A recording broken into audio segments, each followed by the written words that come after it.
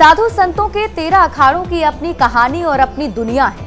इनमें से एक श्री पंचायती महानिर्वाणी अखाड़ा शाही स्नान और पेशवाई जैसे सालों पुराने नाम बदलने के फैसले से ये अखाड़ा सुर्खियों में आया था।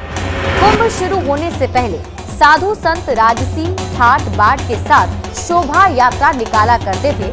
अब तक इसे पेशवाई कहा जाता रहा है। पवित्र तिथियों में साधु संतों के संगम में डुबकी लगाने के लिए शाही स्नान शब्द का प्रयोग होता रहा है, पर श्री पंचायती महानिर्वाणी अखाड़े ने इस बार इन दोनों चर्चित शब्दों को बदलकर नई शुरुआत कर दी है।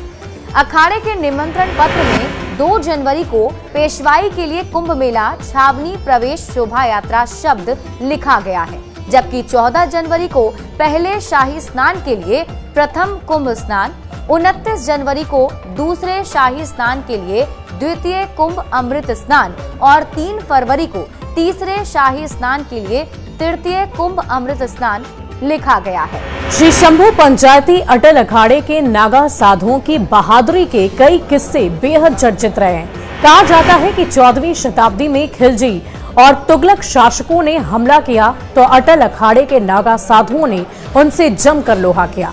इस अखाड़े में अभी भी 2 लाख से ज्यादा नागा साधु और 60,000 से ज्यादा महामंडलेश्वर हैं। महाकुंभ पर भी श्री शंभू पंचायती अटल अखाड़े की ओर से निकलने वाली भगवान गणेश की शोभा यात्रा आकर्षण का मुख्य केंद्र होती है और इसका नेतृत्व अखाड़े के साधु और संत करते हैं। और इसके बाद आती है शरीर पर भस्म और भभूत लगाए अस्त्र शस्त्रधारी नागा साधु और संतों की टोली। देश भर में इस अखाड़े के 500 से ज्यादा मठ, आश्रम और मंदिर है। अखाड़े को चलाने के लिए हर बार कुंभ मेले में 5 पंच और सचिव का चुनाव होता है। ये पांचों ब्रह्मा, विष्णु, शिव, शक्ति और गणेश का प्रतिनिधित्व करते हैं। श्री निरंजनी पंचायती अखाड़े की दुनिया ही निराली है। भगवान शिव के बेटे कार्तिकेय यानी कि निरंजन को इष्ट देव मानने वाले इस अखाड़े में लाखों की तादाद में नागा साधु और सन्यासी हैं। जब भी कुंभ मेला आता है, इस अखाड़े में एंट्री के लिए सन्यासियों की लाइन लग जाती है, पर जब दीक्षा लेने के साथ ही सन्यासियों की कड़ी परीक्षा शुरू हो जाती है। कहा जाता है कि निरंजनी पंचायत अखाड़ा एक ऐसा पहला अखाड़ा है जिसके आधे से ज्यादा सन्यासियों के पास MBBS, इंजीनियरिंग और PhD जैसी हाईफाई डिग्री है। जूना अखाड़े के बाद सबसे शक्तिशाली माने जाने वाले इस अखाड़े की स्थापना साल 860 में हुई थी। निरंजनी अखाड़ा साधुओं की संख्या के लिहाज से देश के सबसे बड़े और प्रमुख अखाड़ों में से एक है। भगवान सूर्य को इष्ट देव मानने वाले तपोनिधि आनंद अखाड़े का मकसद है ईश्वर की भक्ति के रास्ते मोक्ष और आनंद हासिल करना। इस अखाड़े के नाम में भले ही आनंद शब्द जुड़ा हो, पर यहाँ पर फिल्म देखना और फिल्मी गीत सुनना अपराध माना जाता है। इस परंपरा को तोड़ने वाले कई साधु और संत अखाड़े से बाहर निकाले जा चुके हैं।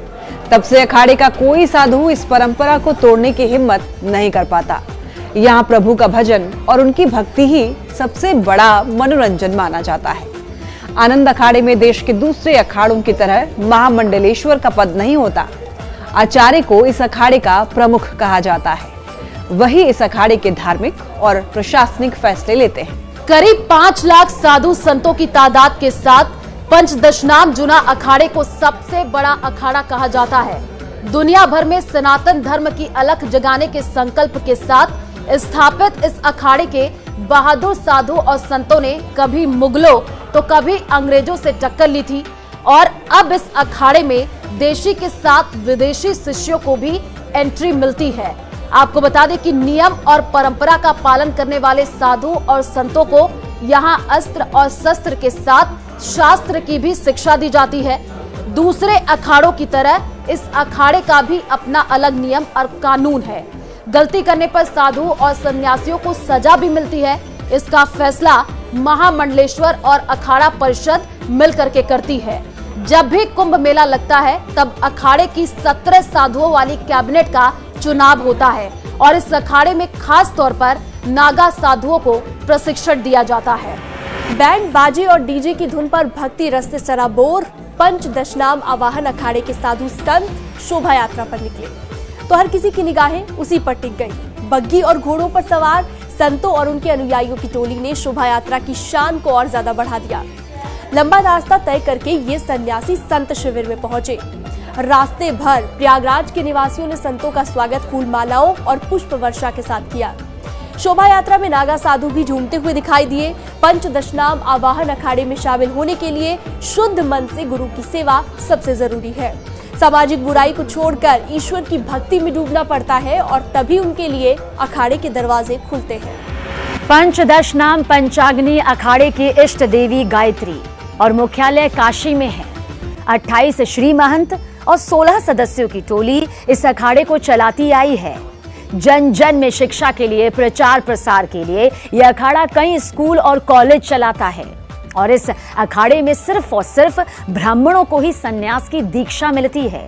इसलिए ब्राह्मण सन्यासियों को यहाँ ब्रह्मचारी कहकर पुकारा जाता है।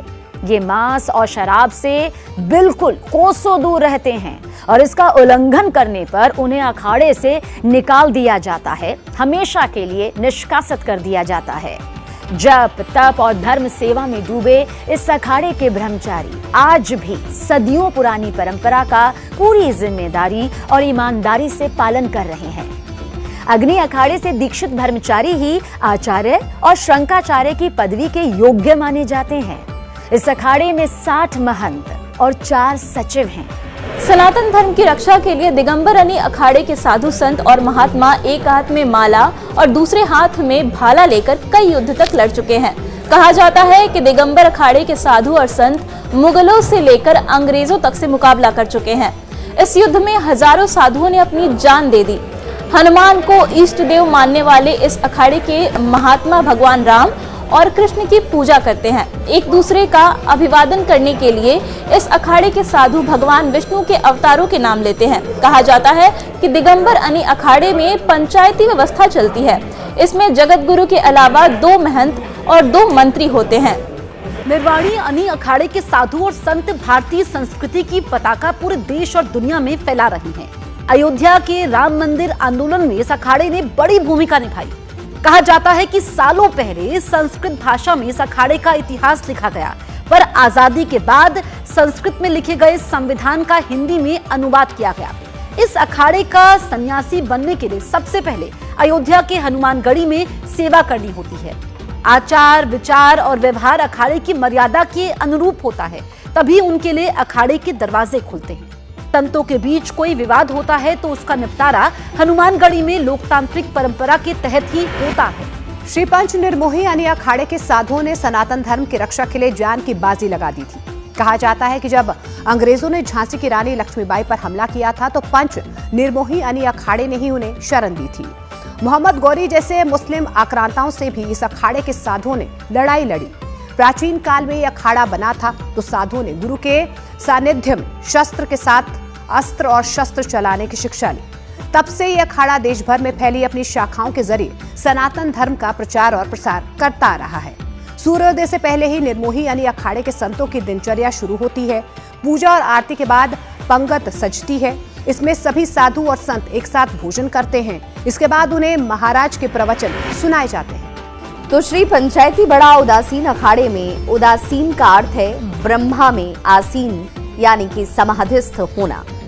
इस अखाड़े के पथ प्रदर्शक थे आचार्य गुरु नानक देव के बेटे चंद्रदेव। यही वजह है कि ये अखाड़ा चंद्रदेव जी और ब्रह्मा जी के 4 बेटों को अपना इष्ट देव मानता है। सबसे बड़ी बात ये कि अखाड़ा सनातन धर्म के साथ साथ सिख पंथ की परंपराओं का भी पालन करता है। अभी इस अखाड़े की देश भर में 1600 से भी ज्यादा शाखाएं हैं। इस अखाड़े की दूसरी खासियत ये भी है कि यहाँ कभी चुनाव नहीं होते और यहाँ नागा साधु नहीं होते हैं। महाकुंभ में पंचायती बड़ा उदासीन अखाड़े के साधु संत दिन में 3 बार गंगा स्नान करते हैं, घास फूस पर सोते हैं और दिन में बस 1 बार ही भोजन करते हैं। श्री पंचायती नया उदासीन अखाड़े के साधु भगवान शिव की पूजा के साथ गुरबाणी के पाठ में रमे रहते हैं।